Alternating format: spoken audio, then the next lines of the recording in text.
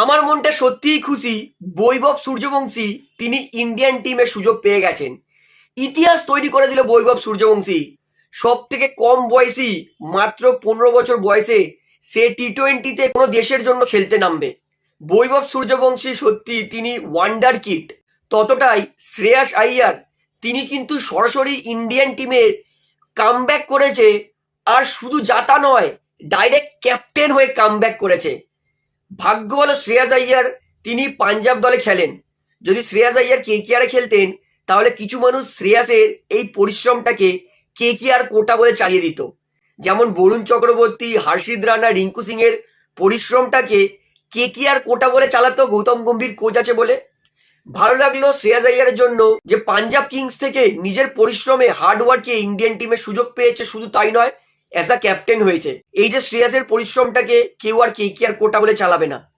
সব থেকে বড় অবাক হয়ে গেছি যে বিশ্বকাপ চ্যাম্পিয়ন ক্যাপ্টেন সূর্য কুমার যাদব তাকে কিন্তু সরিয়ে দিয়েছে ক্যাপ্টেন্সি থেকে। আর এটা আমাদের জন্য নতুন নয়। এর আগেও রোহিত শর্মা তিনি ইন্ডিয়ার জন্য আইসিসি চ্যাম্পিয়ন্স ট্রফি জিতেছিল, তা সত্ত্বেও তাকে সরিয়ে দিয়েছিল। আর সূর্য কুমার যাদব তিনিও কিন্তু অ্যাজ আ চ্যাম্পিয়ন ক্যাপ্টেন তাকেও কিন্তু সরিয়ে দিয়েছে। তবে সূর্য সরে যাওয়ায় আমি কিন্তু খুব একটা হতাশ নই, কারণ সাচাস তার কিন্তু দলে কোনো কন্ট্রিবিউশন ছিল না। বলতে পারি একদমই অফ ফর্ম সূর্য কুমার যাদব। এর থেকে তো একটা জিনিস পরিষ্কার হয়ে যাচ্ছে যে সূর্যা তার হয়তো এটাই ক্রিকেট কেরিয়ার শেষ। মানে শুধু ক্যাপ্টেন্সি নয়, সূর্যা স্কোয়াডেও সুযোগ পায়নি। এশিয়ান গেমস 2026, আয়ারল্যান্ড, ইংল্যান্ড, তিনটে টি-20তেই কিন্তু সূর্য কুমার যাদবের নাম নেই। অর্থাৎ বলতে পারি ক্যাপ্টেন্সি তো গেছে, তার পাশাপাশি হয়তো সূর্য কুমার যাদবকে আর ভারতীয় দলে আমরা সুযোগ নাও পেতে দেখতে পারি। তো সূর্য কুমার যাদব তার যে ক্যাপ্টেন্সি দলের সুযোগ পায়নি, এটাতে কিন্তু আমি অতটা সারপ্রাইজ নই যতটা সারপ্রাইজ রিঙ্কু সিং, তাকে বাদ দিয়ে দেওয়া হয়েছে ইন্ডিয়া টিম থেকে। রিঙ্কু সিং তিনি সবসময় ভারতের জন্য সুযোগ পেতেন 2 কি 3টে বল, এর বেশি রিঙ্কু সিং কোনোদিনই ভারতের জন্য সুযোগ পেতেন না। তারপরেও রিঙ্কু সিংকে ওয়ার্ল্ড কাপ থেকে বসানো হলো। এমনকি আইপিএলও এই কেকেআর এর খারাপ সিজনেও রিঙ্কু 59-এর অ্যাভারেজ, 59-এর অ্যাভারেজে রান করেছিলেন।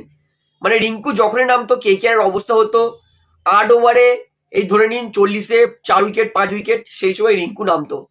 তা সত্ত্বেও তার 59-এর অ্যাভারেজ, 150 স্ট্রাইক রেট। অর্থাৎ ভালো খেলার পরেও রিঙ্কু সিং তিনি কিন্তু দলে সুযোগ পায়নি। কিন্তু আরো খারাপ লাগছে আরসিবি, বিশেষ করে ভুবনেশ্বর কুমারের জন্য। এত ওয়ান্ডারফুল তার আইপিএল এর সিজন গেল, মানে পাওয়ার প্লেতে অপোনেন্ট দলের তাবর তাবর ব্যাটসম্যান ভুবনেশ্বর কুমারের সামনে টিকতে পারিনি। ভুবনেশ্বর কুমার এত দুর্দান্ত বল করে এতগুলো উইকেট নিয়েছে, পাওয়ার প্লেতে এত ডট দিয়েছে, তা সত্ত্বেও ভুবনেশ্বর কুমার তিনি কিন্তু ইন্ডিয়ান টিমের সুযোগ পায়নি। তো ভুবনেশ্বর কুমার এত ভালো করার পরেও যদি সুযোগ পায়, তাহলে আমার মনে হয় না ভুবনেশ্বর আর ইন্ডিয়ান দলে সুযোগ পাবে। তো সত্যি ভুবনেশ্বর কুমারের জন্য খারাপ লাগছে যে আরসিবি থেকে ভুবনেশ্বর কুমারকে কিন্তু সুযোগ দেওয়া উচিত ছিল, কারণ ভুবি আউটস্ট্যান্ডিং বল করেছিলেন।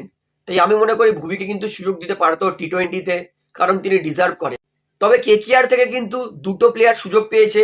একটা হচ্ছে বরুণ চক্রবর্তী, তিনি কিন্তু নিজের পরিশ্রম, নিজের হার্ডওয়ার্ক, নিজের বোলিংয়ের দমে সুযোগ পেয়েছেন। দয়া করে বরুণের পরিশ্রমকে কেকেআর কোটা বলবেন না, কারণ কেকেআর কোটায় শুধু ইন্ডিয়ান টিমে সুযোগ পাওয়া যায়। কেকেআর কোটায় কোনোদিন বিশ্বের 1 নম্বর বোলার হওয়া যায় না। আর কেকেআর থেকে আরো একজন সুযোগ পেয়েছেন, সেটা হচ্ছে হর্ষিত রানা। কামব্যাক করেছে হর্ষিত, তার কিন্তু টি-20 ওয়ার্ল্ড কাপটা খেলবে পুরো ধরাবাঁধা ছিল।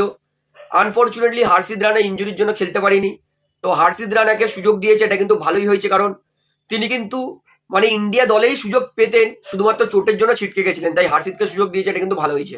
এশিয়ান গেমসের জন্য ভারতের যে স্কোয়াডটা অ্যানাউন্স হচ্ছে সেটা বলি। অবশ্যই ক্যাপ্টেন শ্রেয়াস আইয়ার এবং ভাইস ক্যাপ্টেন তিলক বর্মা, এবং অবশ্যই ওপেনিংয়ে 3টে প্লেয়ার সুযোগ পেয়েছে। সেটা হচ্ছে অভিষেক শর্মা, বৈভব সূর্যবংশী আর wicket keeper batsman Sanju Samson. আরও ব্যাটসম্যানদের মধ্যে পেয়েছে ঈশান কিষান, অলরাউন্ডার নীতিশ কুমার রেড্ডি, অক্ষর পটেল, ওয়াশিংটন সুন্দর আর শিবম দুবে ফিনিশিং এর দিকে। তার পাশাপাশি বোলার সুযোগ পেয়েছে বুমবুম বুমরা, হর্ষিত রানা আর আর্শদীপ সিং।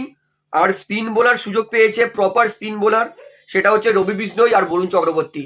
অর্থাৎ এশিয়ান গেমস 2026-এর জন্য ভারতীয় দল এই স্কোয়াডটাই অ্যানাউন্সমেন্ট করেছে। তো এই ভিডিওটিতে এতটাই ডিসকাশন করার ছিল। তো আমি তো বলবো ইন্ডিয়ান টিম যে স্কোয়াড ঘোষণা করেছে আমি দারুণ খুশি। তো আপনারা কতটা খুশি ইন্ডিয়ান টিমের স্কোয়াড দেখে, সেটা কিন্তু আমাকে অবশ্যই কমেন্টে জানাবেন। তো ভিডিওটা এখানে শেষ করছি, আশা করি ভালো লাগলে। তো ভিডিওটি ভালো লাগলে অবশ্যই লাইক করুন, কমেন্ট করুন, শেয়ার করুন এবং চ্যানেলটি সবাইকে অ্যাক্টিভ করে রাখবো, যেহেতু এখানে আপনারা খেলার সমস্ত রকম আপডেটস পেয়ে যাবেন। তারা অবশ্যই পাবলিক ভিউ কলকাতা চ্যানেলটিকে সাবস্ক্রাইব করে বেল আইকন প্রেস করে অল করে রাখবেন। ধন্যবাদ।